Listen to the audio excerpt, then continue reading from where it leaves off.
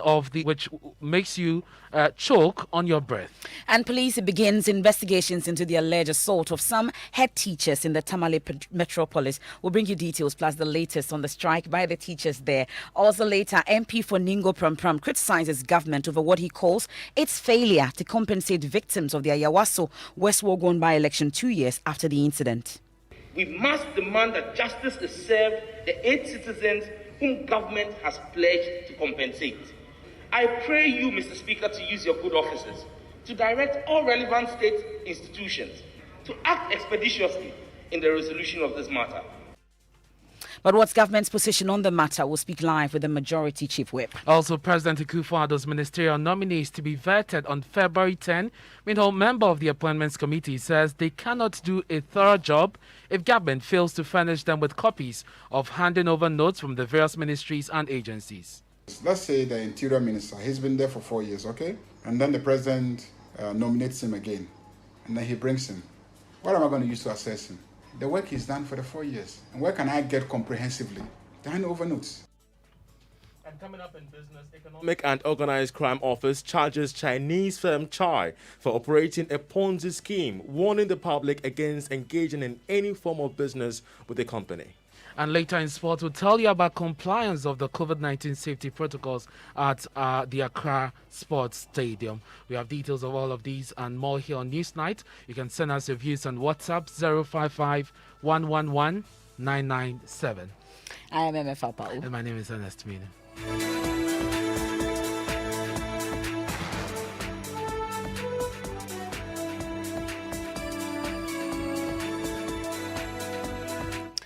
And just before we talk COVID-related matters, we've been talking about the election petition, day 8, and a lot of drama in court today.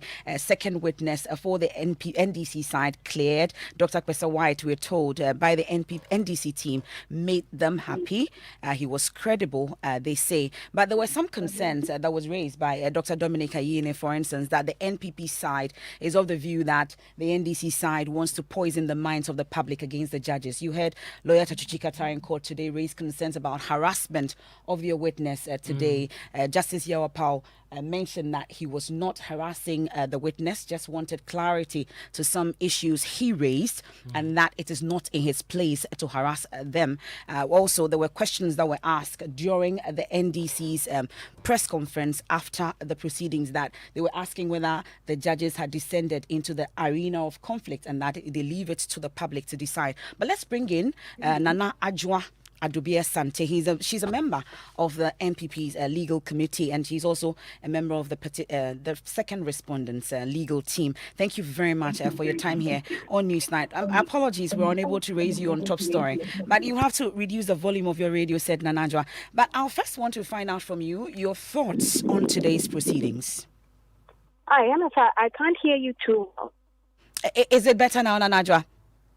Yes, it's better. Okay, cool. I'm just asking, first off, your thoughts on today's proceedings. Yes, so greetings to your listeners and good evening, and it's fine with the technical hitch that occurred. Indeed, the trajectory of today's court examination and since yesterday lends credence to the fact that what the court the petitioner has woefully failed to satisfy the threshold of Article 62, as is demanded per law to bring a petition before the Honourable Court. And today's proceedings have been no exception to that. If not anything, our assertion that this petition is devoid of substance has crystallized, and in fact, our preliminary legal objection that we sought to raise has been further affirmed by what happened in court today. Well, but we heard Mr. Kojo Ponkroma during the press conference after the proceedings, and the NDC side of taking strong exception to that your side feel that their side wants to poison the minds of the public against the judges. What gives you that impression, because they have rejected it? It may have appeared that there were a few exchanges between counsel for the petitioner and the bench today. And in actual fact, I do not seek to hold brief for the Supreme Court. But I would like to say this. It is of paramount interest that as the apex court of the land, we as litigants, we as the bar, continue to respect and uphold the sanctity of our courts. And as such, it is quite unfortunate that certain exchanges occurred in court today. But it is very important that as the apex court of the land, we as the citizenry, including lawyers, as lawyers, and litigants, respect and religiously comply and ensure that the apex court of the land is respected. Well, but they felt that at some point there was some form of harassment on the part of the Supreme Court justices during questioning of Dr. Kwesa White, especially that of Justice Apawu. Your side hold the same view, or you feel that that was not a harassment? It was not harassment at all. In normal practice, and as is not foreign to any practicing lawyer, the court has the right to ask questions, to clarify certain matters. And it was within the right of Justice Apawu to ask questions, to seek clarification that will assist him to write his judgment. So there was no issue of harassment. But as I said, there were certain exchanges that I do not want to further discuss. But I think that it is very important that we as lawyers, we as litigants, and we as the citizenry respect the sanctity of the court, especially the apex the court of the land. Well, during cross-examination, or from your side, many were expecting a longer cross-examination. For instance, was it that it was a strategy on your side not to go any further? What exactly was it? So there's a saying, brevity is the soul of wit. In actual fact, we solicited all the answers and all the responses that we needed for the furtherance of our case. And to add on, the court interjections were very, very, very important. And these observations made that we as the citizenry also had, you as the citizenry also had the opportunity to watch in the comfort of your homes and your offices. These interjections also buttressed what was established in the cross-examination of the Electoral Commission, by the Electoral Commission, the lawyer for the Electoral Commission, and by our lawyers, by our lead counsel. The EC cannot instruct the petitioner's agent, and it was quite curious that the witness actually stated that he was instructed, and even he, not specifically, but his colleague was instructed by the Electoral Commissioner to seek to go and consult with the petitioner. And that is why Justice Apawu's interjection or his question was very important. If you have been brought into the strong room for a particular purpose, why would you leave the strong room to go and consult with the petitioner when the function or the major reason for which you have been brought to the strong room is to ensure that all processes taking place in the strong room are done well? And in actual fact, it is quite curious that his phone went off and nobody in the strong room had a charger that he could use. He could not even reach the petitioner through borrowing someone's phone. But that is all for us as the public to also judge, for the public to also judge this.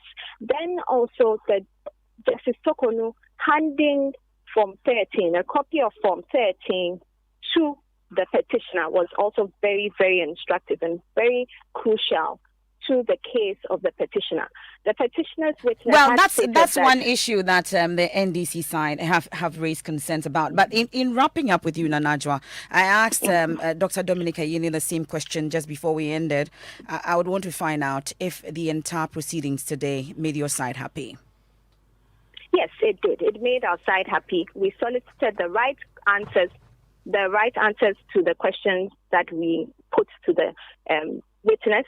The Electoral Commissioner's questions were also very, very relevant. And then particularly the questions that were asked by the bench were very instructive and very, very important to the case. And as we have said, this petition is devoid of substance and does not disclose any reasonable course of action. And that was evidenced in the evidence that was given, the testimony of the witness, the petitioner's witness today. Okay, we're grateful for your time. That's Nanajwa Adubia Asante. She's a member of the legal team. Tomorrow, the application for inspection of documents will be moved. Already, we have the indication from lead counsel for the first and second respondent that they would oppose it.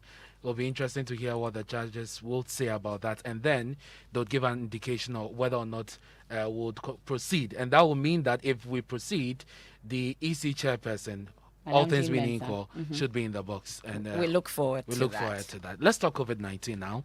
Ghana's COVID-19 cases situation is worsening as new strains of the virus, which are more deadly, are becoming the dominant strains within the general population. In the latest update by the Ghana Health Service, the country recorded 772 new cases, bringing the active cases to 5,515 and 8 new deaths, pushing the fatalities to 424 as of January 30. Now, this trend, according to government, may get the already overstretched health facilities inundated. We'll hear more on this shortly, because we'll be speaking to government and some experts on the COVID-19 trend. But my colleague, Manu Cranton, joins me in the studio. He was at that news briefing today. Manu, we're told about this news trend, which is gradually becoming the dominant one within the community. Tell us more about this.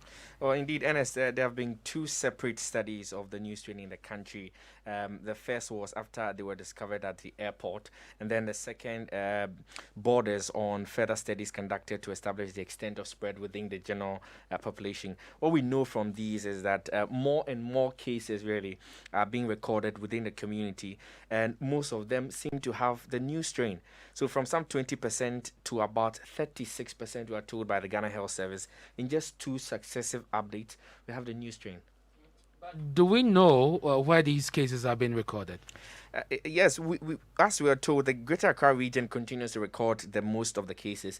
In fact, the region recorded 84.8% of the 772 new cases in the latest reporting window of 30th January 2021. The catch, however, is that most of these cases are workplace related, in that they are being recorded in various offices, and it's essentially, gives even more urgency to the implementation of the President's directive for companies to employ shift systems and use virtual platforms in a bid to, decongest their offices. And the issue of Emefa 2 days ago, we brought you the story about some health workers in the Ashanti region, particularly who were threatening to lay down their tools because of the allowances which were not coming. Manu, did that come up at the news conference, and what was their response to that? Indeed, featured in the news conference, and Dr. Kumabwaje admitted that there are some delays in the computation and release of the packages. But he explained that the Ghana Health Service works with tentative lists which are compiled monthly based on which officers were on duty in a particular month under review. He however assured that the work is currently ongoing to get the rest released. And so all the frontline health workers who are due to be compensated but haven't received yet, he's assuring that they will receive them. Now, all the figures show that, we have the cases going up, but there was some, good news, if you want, because there was a study that showed that many people are now wearing the face masks. What are the details? Yes, there seems to be something positive there, because up from some 10% when the last survey on compliance was conducted in October 2020. The latest survey by the Ghana Health Service says 42% of people in Accra are wearing their masks correctly. 36% of them are wearing the masks, but doing so wrongly. On their chin, etc. And then some 22% of the people are not wearing the mask at all. And cumulatively, you have some, 78% of the people, according to Dr. Patrick Kumabwaje, giving indications that they indeed want to wear the face mask. This is a situation that the Ghana Health Service hopes will be sustained and even improved in the future. Absolutely, and we hope so too. We all need to protect ourselves. Thank you very much, Manu, for bringing us those details from that news conference organized today. Let's go into the phone lines now and speak to a virologist at the KCCR, Dr. Michael Ozu. Thank you very much, sir, for your time here on Newsnight. Let's talk about this new strain that we are seeing. Increasingly, we are being told it's becoming the dominant strain. How dangerous is this? Yeah, good evening to you and good evening to all your viewers. So indeed, when the Djibouti team and the WAGBIC team announced that Ghana has identified the UK strain, the B117 strain, and the South African strain in Ghana, it was a source of worry for some of us because we understand that this new strain is about 70% more infectious than the old one, talking about the UK strain. And this is because the mutations in the UK strain enables it to have a high level of fitness, such that it is able to bind strongly the receptors in the respiratory tract. So unlike before, before this new strain came in, if one person has it and coughs, and you have 6 people around, 3 people could get it and the other 3 could go scot-free. But then with the new strain, if one person coughs and 6 people around, it is highly possible that all the 6 at once will get it, because once the virus gets access to the respiratory tract, it is able to attach more effectively and enter through the cell and begin to cause disease. So it is not surprising that we are beginning to see huge numbers of this spread across the community level. And I understand that, as you are saying, close to 65% of routine cases seem to be attributed to this new strain, and that is very worrying for some of us. And the description you are giving us is for the 2 strains, the UK strain and the South African strain. The UK strain is known to be more infectious even than the South African strain. The data available shows that the UK strain has about 75% higher transmissibility than the old strain. The South African strain is not too clear, but we understand that it is also highly infectious. But the data, most of the data is available in the UK strain, and we understand it is the most predominant one, which is in Ghana, which is perhaps why we are seeing these huge surges occur across the country. But we've seen an improvement in wearing of nose masks, at least today at the press conference. It was put out, the data was put out. It appears that it's significantly high at this point. Officers have also started adopting a shift system, but it appears it's not enough. The numbers are still high. What more can we do? Yeah, Emefa, if you understand nose masks and their benefit, nose masks by itself does not prevent somebody from getting the virus. It has to be done in conjunction with many other interventions. There are 3 categories of those. We have the cloth mask, the medical mask, and the filtration mask. The filtration mask is able to filter about 95% of viral particles, which are about 0.3 microns and below. It is the most effective and is mostly used by health workers. The cloth mask and then the medical mask can protect up to about 60 to 70%. This is why if you wear some of these masks, you must also observe physical distancing. If 2 people wear this medical mask and they don't observe physical distance, there is about 10 to 20% chance that one can transmit to the other. So it is not surprising that if even people wear the medical mask and they don't wear it well and there are spaces around, this new strain will not spare you. Once it has access to the respiratory portal, the little chance is that it's going to attach, and once it attaches, it's going to cause infection. So this is why perhaps we are seeing that even for people who are wearing, the way they are wearing it, the way they are tagging to the nose, the spaces being left around, and even for people wearing and not observing physical distancing, all this is likely to contribute to the surges that we are seeing. So, if you want to go to the highest level, then you must put on filtration mask. But this is so expensive, and this is not advisable for the public to wear. But once we all want to go by the medical mask and the cloth mask, then we have to add the other interventions and ensure that the physical distancing together with the mask works very well for us as a country. Will the double masks be justified? Will that work make any difference for those who put on the surgical masks? Yes, I think the double mask has its own benefit. What we understand is that if the higher the number of layers in the mask, the more effective the filtration capacity of the mask. So if you put on one mask and you observe that there are spaces around your nose or around your mouth, you add another layer of mask. You are able to block these spaces around, and therefore, if the mask gives you about 70% protection, you expect that once you have added another layer, it will be able to improve this to about 80 to 90%.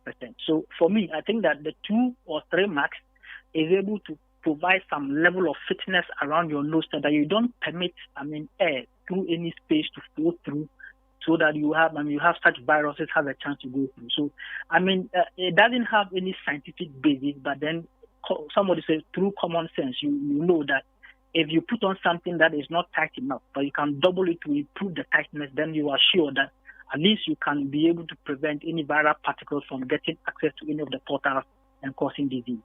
As we speak to you about people wearing masks and observing all the protocols, others have already started sending us messages because we know people who wear it, some double mask, use sanitizers, socially distant, and of course they even spray around their surroundings, but still they have contracted the virus. How do we explain this? Because it appears that whatever you do, if you get it, you get it. Emefa, there is what we call the force of an epidemic. So you will understand that it is not just, about you doing what is right alone. If you are in a pool of population and 70% of people are behaving well and 30% decide not to behave well, some way, somehow, the 70% who are behaving well will get access to this. This is why sometimes we observe restrictions and impose restrictions to minimize movement. Because as activities move on and people going and coming, the movement of the people is one of the highest form of risk factors that contributes to infection. So sometimes in order to limit spread and cut down virus growth, you want to restrict movement as much as possible. So once you are able to stop movement, the virus also halts. And therefore you have a chance of bringing things under control. This is one of the measures, one of the suppressive measures that many countries tend to adopt when they feel that things are going out of hand. So I think that, yes, once you have population movement ongoing, you have people who behave well. They will put on all the masks, but some way, somehow, they may get access. Somebody somewhere may introduce it into them without their knowledge, because everybody is moving. And once everybody is moving, you cannot act in isolation. So once you are in the pool of the population and you are moving with them, you have to be very, very careful. Else, you just wouldn't know. You can't put on mask 24/7, sleep with mask, wake up with mask, bath with mask. You don't do that. Some way, somehow, you take it off, and that is where you may be exposed. So I think that the caution must be to the entire population. When all of us observe the protocol, we have a better chance of controlling it. But if even 20 or 30% decide not to obey the protocol and to discard, they put the 70% at risk. And what is why in targeting pandemics of this nature, you have to ensure that every single person comes on board and every single person obeys the protocol in order to protect every single life. And Doc, we are learning, very worrying, that more children are being infected. Can you share with us the figures? Yes, indeed. I believe that in the president's last two speeches, he mentioned that we are seeing young adults becoming more sick. Also in our center, we have received some cases of children who previously, in the previous cases we had, most of these children were asymptomatic. But this time, you see children who have the virus, and they may have some form of cough, sneezing, they may have short duration of fever, and some of them may even be hospitalized. So if you have heard from what the Ghana has announced, and many of the data across the country, more people are seeking hospital services, are being hospitalized as a result of becoming infected or exposed to this. This is what some of us think that we need to understand this new strain more, because it looks like this new strain seems to increase hospitalization. And once you have increased hospitalization, there is a chance also that the number of deaths may rise, which is what we didn't know before. Before, we knew that most of the cases in Africa are asymptomatic, recovery rate is very high, and only about 3 people get sick. But from what the trend we are seeing, if you have 100 people become exposed to this new virus, you are sure that at least about 60% of them are likely to experience the symptoms, and about 30% of them may seek hospital services. So I'm not surprised that hospitals are already full and beds are becoming overly stretched because of perhaps the virulence of this strain. But then it's too early to say. I think that once we begin to compare the mortality and the level of sickness and pathogenicity of the new strain as against the old strain, we should be able to come up with clear data and then see how best we can limit its spread.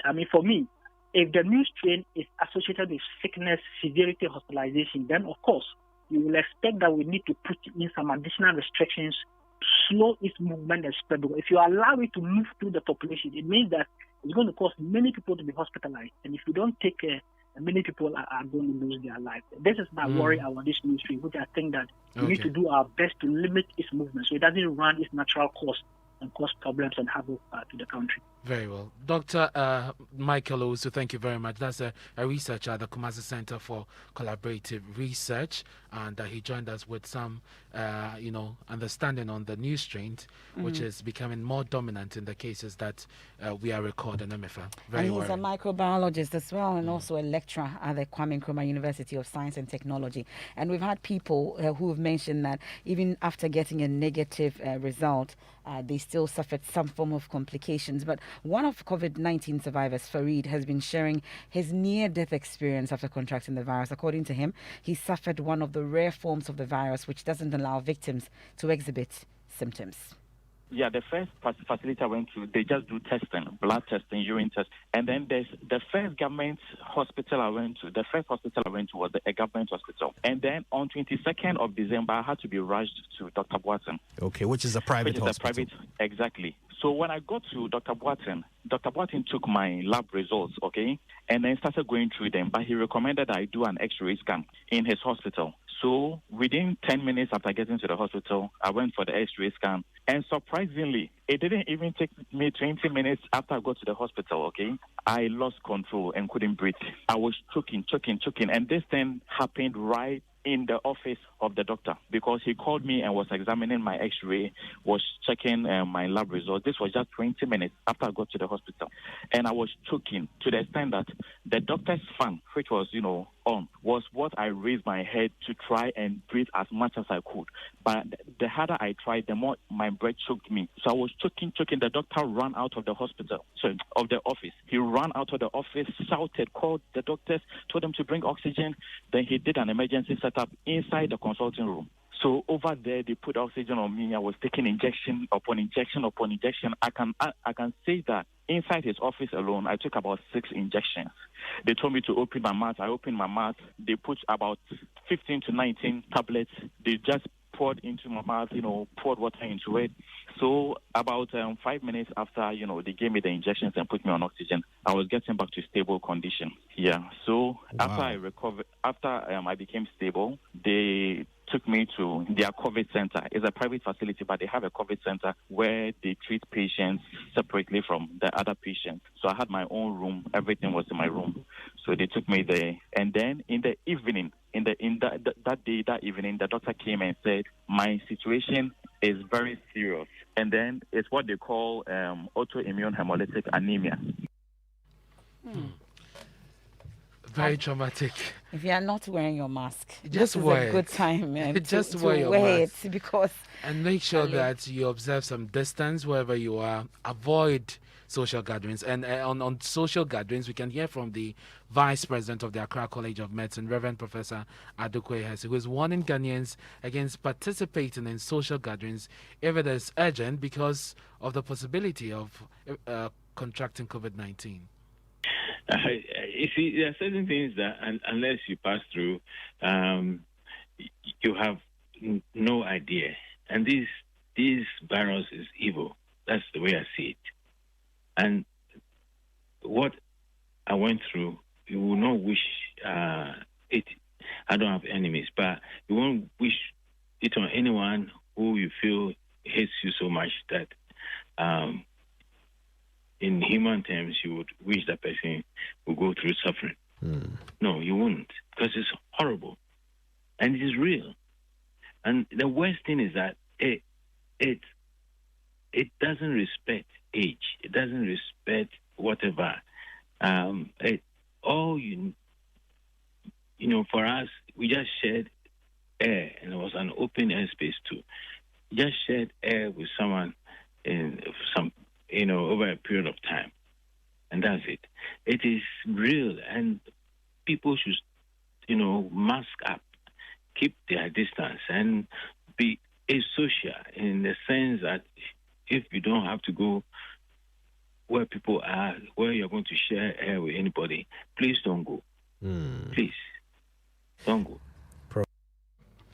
And so that is the Vice President of the Accra College of Medicine, Reverend Professor Adukwe Hesse, warning that you shouldn't participate in a social gathering if it is not urgent.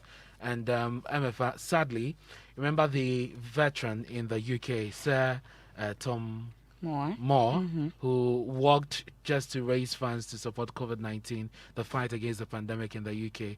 He got infected and died, also of pneumonia, we're told, in the UK, and a very sad one. We also lost some people, prominent of course, people here in Ghana, and Kwesi Senti Bafoboni, former CEO of Radio Gold. We lost him as well. He actually gave me my first job, and so it tells me that the numbers have turned into names, and this is closer than we can imagine. So please, and this is after he tested negative, we're told, and then so he got infected, and then tested negative, and then passed on. Some complications, we are told, and that's how it is. So you need to protect your loved ones. That's the other thing.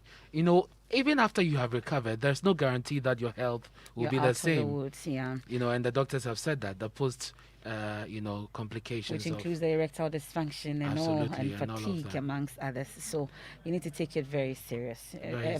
Ernest, you need to take it very serious. Yes, I am taking it very, very serious. That is why I'm maxing up all the time. We don't know what happens in women just yet, but at least erectile dysfunction, you don't want to suffer it. As a man, if nothing moves you to wear your mask. But why are you lecturing me all of a sudden? I'm just telling you that if nothing moves you to wear your nose mask, at least the thought of you having an erectile dysfunction should cause you to wear your mask now. Yes, wear it please. now. Okay. I've heard you. Okay, thank you. And now I hear that I saw a post on social media. A former minister of state saying that if the men don't mask up, we'll ask them to show their negative test before we commit. Yeah, that's very important. That's a good one. We'll do that. And it's time for business. Charles is just smiling. Charles, what's in business? Are you scared of the post, COVID? It's scary. It's Which scary. part scares you? The erectile dysfunction. Exactly. I'm a man. Please, so what's I need in to be business? trouble.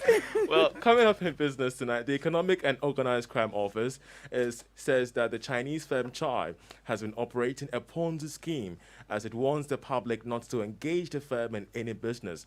Also, the reduction in the cost of PCR tests for ECOWAS nationals arriving at Kotoka International Airport set to be implemented from the 8th of February. The business news on Newsnight is brought to you by MTN. Welcome to a new world of business. Kingdom Books and Stationery, your number one stop shop for all office essential. And First National Bank, we are the bank that understands your business. First National Bank, how can we help you? The big boss. You know they hear. You know they fear who? Until somebody says, I will tell your mother. That's why we say wear a mask, or else we will call your mother. Hey, why are you disgracing me? Why your mask? Wear it for her. Wear it for me everywhere you go. MTN. Son, we are so proud of you for setting up this hospital. I really love those hospital beds and waiting chairs. By the way, did you import them? No, Dad, I didn't. I actually got them from Kingdom Books and Stationery right here in Ghana. Wow. We also bought our office supplies, safes, executive desks and chairs from Kingdom, and they gave us expert advice on how to set up our office. Guys, that makes 3 of us. I also got our sofa and bedroom sets, plus our dining hall furniture for our new home from Kingdom. Wow, Mom, that makes 4 of us. I usually get my stationery items from Kingdom, and my teacher also mentioned that our classroom furniture was provided by Kingdom. So there you have it. Whenever you're thinking about setting up an office or acquiring furniture for your home, etc., Kingdom Books and Stationery should be your first point of call. With over 40 years experience in the industry, we stock and supply a wide variety of globally sourced office and home furniture, stationery and equipment. Visit our head office, Osu Akwaje, or our office near the Osu Stadium. We're also in Tema Community 1, opposite Olam SHF, Kumasi KNUST campus, UCC Cape Coast, and now at the Marina Mall, Airport City. Or call us 0302 764101, 764209, or 762792. Visit our website www.kingdomgh.com. Our 130-year journey at Allianz has seen our operations growing to cover over 92 million Allianz customers in over 70 countries worldwide. Allianz Life Insurance Ghana, a subsidiary of Allianz Group, has put together a wide range of insurance packages to suit the pockets of every Ghanaian individual, family, group, corporate body, as well as their employees. Kindly call us on 030-2267-892 or 059-144-9686 or visit our website www.alliance-gh.com for more enquiries. Alliance Life, we secure your future. Joy 99.7 FM. And you're welcome to Business on Newsnight. The Economic and Organized Crime Office, EOCO, has officially deemed the operations of Chinese investment firm Chai as a Ponzi scheme. It follows a 12-month rigorous investigation by EOCO. By this, the investor public is being warned against transacting any form of business with the company in question. The report confirms earlier findings by Joy Business that actually described the operations of Chai as illegal based on an interim investigation by EOCO. Away from that, the Ghana Airport Company has set February 8 as the implementation date for the reduction in the cost of PCR tests for ECOWAS passengers. This comes after President Akufo-Addo announced that the cost will be reduced upon the agreement by ECOWAS heads of state to drop the cost to $50 for all ECOWAS nationals. In a public notice, the Ghana Airport Company noted that other nationals apart from ECOWAS are still required to pay the $150 bill, and all payments must be done on the designated payment portals before embarking on their flight. It maintained that airlines that fail to comply with this shall, however, be charged $3,500 for each passenger. The company said the airline will also take care of the costs of returning those passengers. Meanwhile, the Ghana Airport Company says some persons are exempted from the payment. Now, these include transit passengers, airline crew, children under 5 years, and passengers arriving under emergency circumstances. Now, Bosch Ghana becomes a key player in lead acid battery recycling projects to create sustainable jobs. The company today became a key player in the recycling of these batteries in the country. The project, established in collaboration with the Ghanaian professional market players, City Waste Management Ghana, battery distributors, seeks to protect the environment. According to the West Africa Regional Director at Bosch Ghana, Julian Lacoste, the program also aims to support creation of formal jobs primarily in the logistic and training fields. Sustainable business development approach. So as part of our very wide portfolio of products and services we offer to the market, we have the batteries for passenger cars and for trucks. And those batteries are on the international standards. They are considered as dangerous products because you have content inside such as lead, such as acid, which are definitely not the best friend of the environment. Where anybody goes to buy a new battery, then the aim is to say to the buyer of the new battery, whether it's a retailer, whether it's a workshop, whether it's an individual car driver or truck driver, we will engage with the person and invite the person to give the battery back to the point of sales. And from an economic perspective, here the aim is that everybody is financially benefiting from this approach, because at the end of the day, there is a recycling company who is making its business out of the recycling activities. Julian Lacoste is the West Africa Regional Director at Bosch Ghana. The total value of mobile money transactions for last year hit a remarkable 563 billion cedis. That's according to data from the Bank of Ghana, of which we have more in this report. The outstanding performance was due to the COVID-19 pandemic, which triggered mobile money transactions during last year. December, which was the Christmas period, registered the biggest transaction of 67 million cedis. This was followed by the month of September that recorded total value transactions of 58.8 billion cedis. In terms of mobile money interoperability, that is the movement of cash from one account of one mobile service provider to another, the total value of transactions was 5.6 billion cedis, whilst registered mobile money accounts stood at 38.5 million people. Active mobile money account hit 17.1 million at the end of December last year. The business of mobile money has today become an important mode of financial transaction.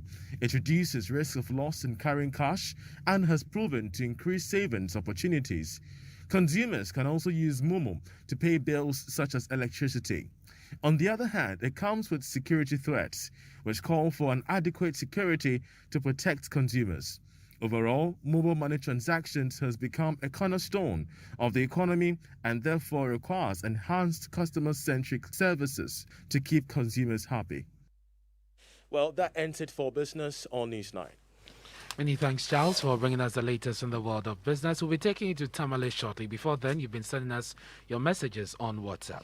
We have AU Farouk in Tamale North. He says the main purpose of Dr. Pesa White's evidence was to demonstrate the bad faith, lack of candor, and due process displayed by the returning officer. He also mentions there's another one also down there that says, how could a returning officer ask me, an agent of a certain party, to leave the premises and I will comply? A propaganda. Okay, so that's one of the messages. There's also been messages on COVID-19. On COVID. This one says COVID-19 is very dangerous, but the politics of it is much more dangerous. As a public health practitioner, I know that it has been this bad. Just that the testing was almost halted and reporting suppressed just to portray a nice picture just for the elections. They joke with the lives of the people, and that should stop. That's Otuo in Abekan. This one says students in our boarding schools are in danger since there's still congestion. This one from Abusa Jackson in Dansoman says, so Emefa, we hear all this about the new virus, but we reopen our schools and allow our children from age 5 to go to school, or we want to see something special before we think. Oh God, have mercy on this nation and give us some wisdom, please. Kofi Seidu says, why is the president still keeping our kindergarten pupils in school when the new variant of COVID-19 seems to be killing our children? Okay, and there's final one. Ben DC says, what's the relevance of this press briefing after court proceedings? We have all watched the live coverage, so why that? Is it meant for a debate or what? Is to clarify things that the public do not understand. That's my understanding of why these press conferences are held. But speaking of COVID, there's a statement from the Ghana Association of Medical Laboratory Scientists. It's captioned, free COVID-19 testing in public medical laboratories guides, the GAMLS guides on processes. So they want you, as even though the COVID-19 testing is free, they have a number of processes that they want you to go through. So they say all persons requiring COVID-19 test need to report to the nearest clinic or hospital. You will be screened, checked, and referred when there is a need to test for COVID-19.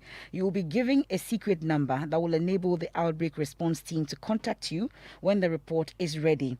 And then the team will collect the appropriate sample for processing and then testing.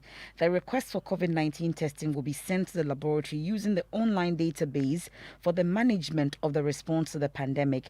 6, the medical laboratory, after testing the samples, will transmit the report to the respective COVID-19 response team using the prescribed platform. Do not walk directly to the medical laboratory facility without the necessary request for COVID-19 test. Health workers who request for the COVID-19 tests must handle the patient's reports. So don't just walk into any facility to say you want to test because for COVID-19. It's free. You just walk in and expect that you'll be tested. So let's go to Tamale now, Emefa, here on Newsnight. And John News is learning that the Northern Regional Police Command has begun investigations into the assault of some head teachers in the Tamale metropolis. Now, 3 head teachers were assaulted last week by some community members in the Nyohani part of Tamale, prompting a strike by the teachers in the Northern Regional Capital. They have refused to teach until the perpetrators are brought to book. Let's go onto the phone lines now and speak to the Regional Director of the Ghana Education Service there, Dr. Peter Atifa. Thank you very much, sir, for your time here on Newsnight. Well, before we speak to Dr. Atifa, let's go straight to the police and speak to the Superintendent Bernard Baba Ananga, who is the crime officer there. So we are grateful you could join us. We understand the complaint has been made. Who made this complaint? The head teacher made a complaint to the Tamale police for investigations. But may I know what the nature of the investigations then will be after this complaint filed by the head teacher? The head teacher actually made a complaint that was last week, 28th. 6 herdsmen entered his office without any provocation, went straight to him, held him and started beating him up, saying that you are the head teacher. This is what they said. And continued beating him. Other people came around to rescue him. They also received some beatings. This is the complaint that he made. However, we're trying to identify those people and then ask him to assist us and also get other members of the community as well as the teacher, that is the staff, to assist us to identify those suspects. As we speak, they have not been able to do that. We have sent our investigators and other mechanisms put in place to look out for such people, identify them, and get them arrested. Meaning he did not provide names? He did not provide any name. All that he says was that those people came and started beating him, but he can only identify them when seen.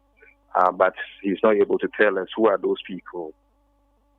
Did they request for protection from your unit because they are out of the classrooms due to these attacks?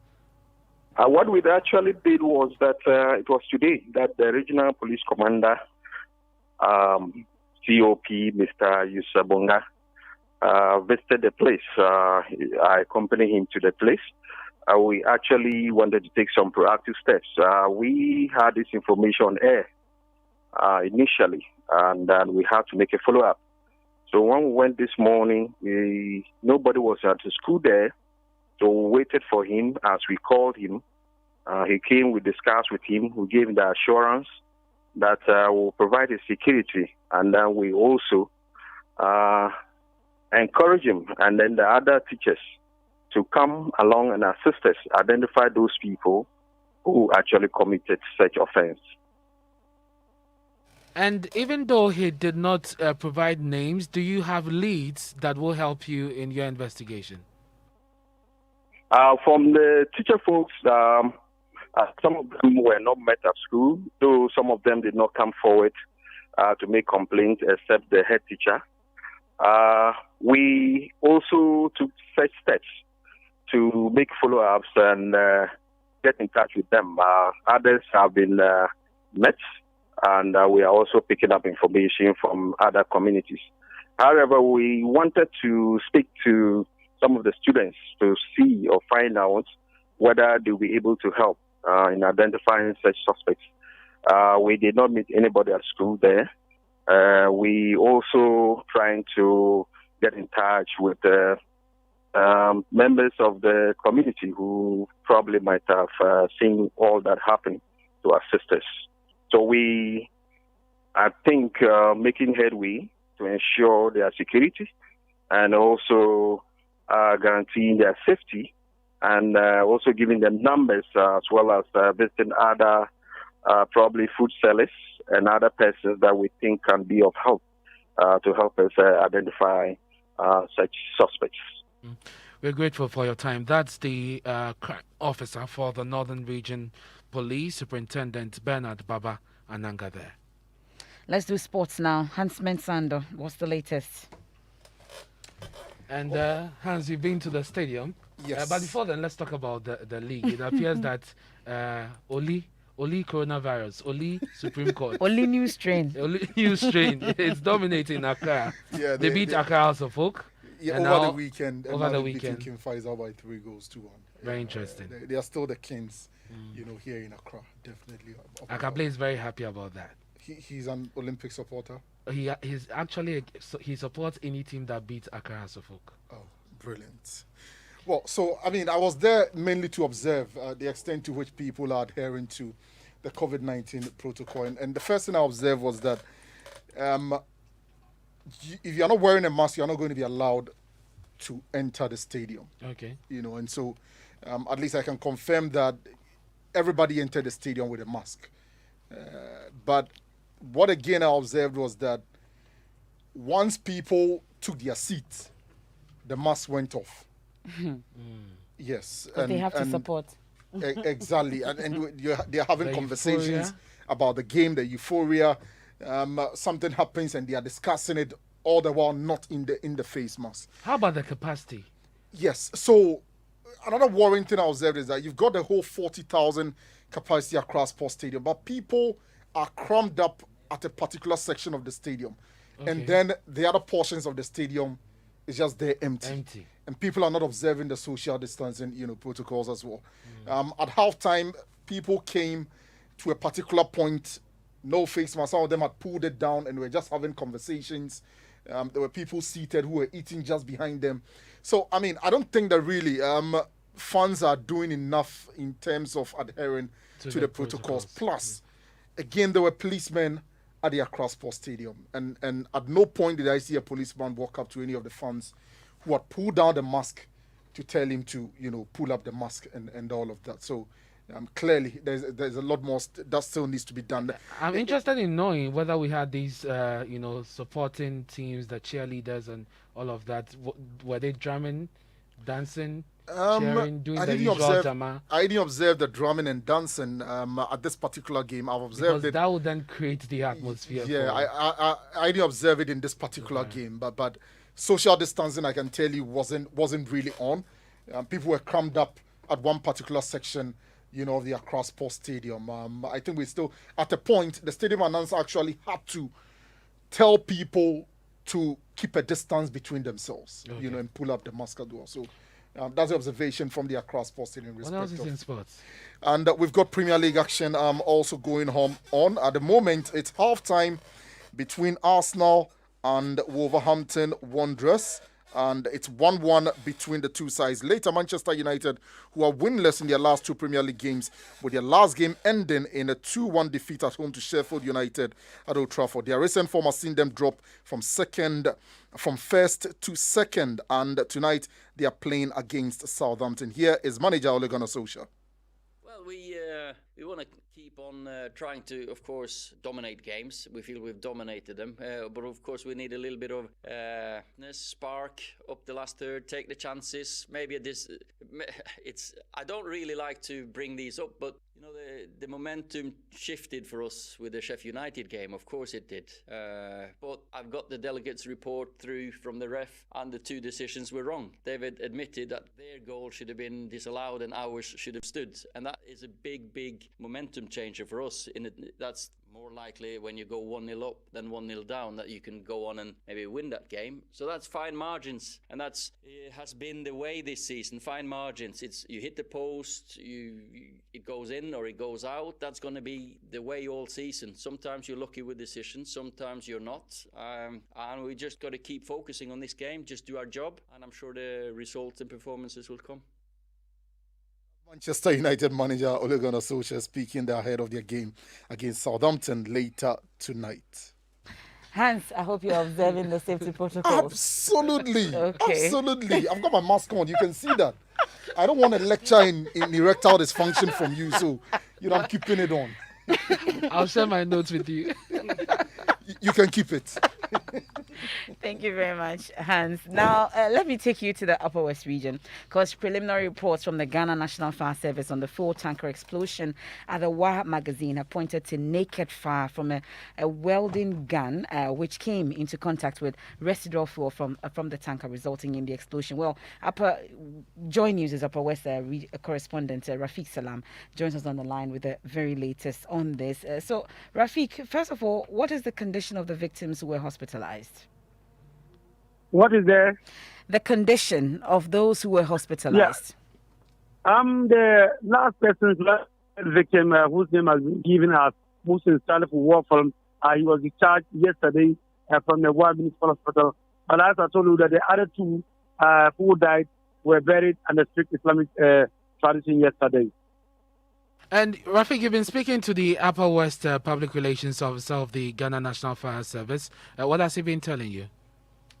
Yeah, he's been saying that their preliminary investigations revealed that there was a residual fuel on the petrol tanker, and as a result of that, there was a naked fire which came from the welding gun, which got into contact with the residual fuel and which caught fire. Let's listen to him.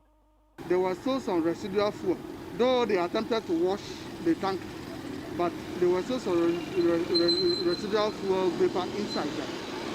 Because without that, it wouldn't have ignited.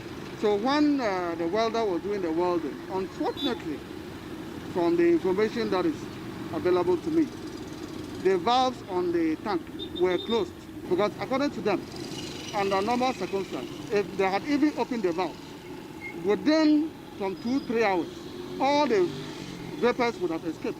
But unfortunately, that wasn't done, and that has led us to lose 2 lives, which is rather unfortunate. From the look of things, it appears that any time the fuel is supposed to be discharged at any fuel station, the fire service must be there, which they are not pleading to. That is what we are pleading for. There's no current legal legislation regarding that. But what we are entreating the fuel station managers is that let us discharge the fuel under supervision, such that when they detected the leakage, had they informed us, what we would have done was that we would have gone to use our phone compound to neutralize it. That's the Upper West Regional Public Relations Officer of the Ghana National Fire Service, Divisional Officer Grade 3, Bakobi Martin. Now, the Member of Parliament for Ningo Prampran, Sam George, has criticised government over its refusal to compensate victims of the Ayawaso West Ogun by-election violence. More than 8 people sustained various degrees of injuries when armed masked national security operatives fired several rounds of ammunition during the by-election. Mr. George says in spite of the recommendation by the Emil Short Commission, government has ignored the plight of the victims. The Ningo Prampram MP was making a statement on the floor of the House to mark the 2nd anniversary of the incident. I am heartbroken, as I myself was a victim of the recklessness that characterized the actions of state operatives on the day. I saw firsthand the brutality meted out to some of these innocent citizens of the Republic. 18 of them filed complaints to the police subsequent to the violence. The heart-rending situation of Mr. Ishawu Yaro, a promising footballer who was his family's breadwinner and who got shot several times in his leg and has been crippled ever since, even after 3 surgeries, should not be our record as a nation.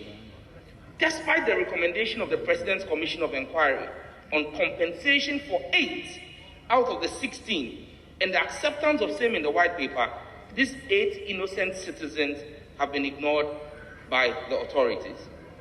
A group of wives whose spouses were victims of violence during the by-election have petitioned the government through the Ministry of Gender for action on their compensation. There has been absolutely no response. Ningo Prampram MP Sam George there. And we know that the vetting of the president's nominees for various ministerial positions will be happening soon. It will start from the 10th of February. Yeah. We'll have the Ministry of Health, Kwekwajiman Manu, and of course the Minister for National Security, Albert Kadapa. So that'll be for the 10th and 11th of February. That'll be followed. Both of them on the 10th. On the 10th. Okay, and then on the 11th, we'll actually have Dominic Netu, who is the Minister Designate for Defense. Dr. Yause Duchum, the Minister Designate for Education, would also be on the 11th.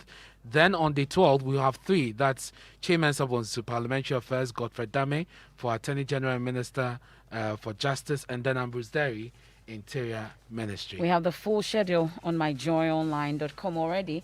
The NDC side have started raising fears about the committee not doing a good job because handing over notes have not been presented to Parliament. And that's it for tonight's edition. Remember to brush your teeth. Because with Pepsodent, every smile matters. Very important. I am Emefa Apawu. The Geek Squad up next. My name is Ernest.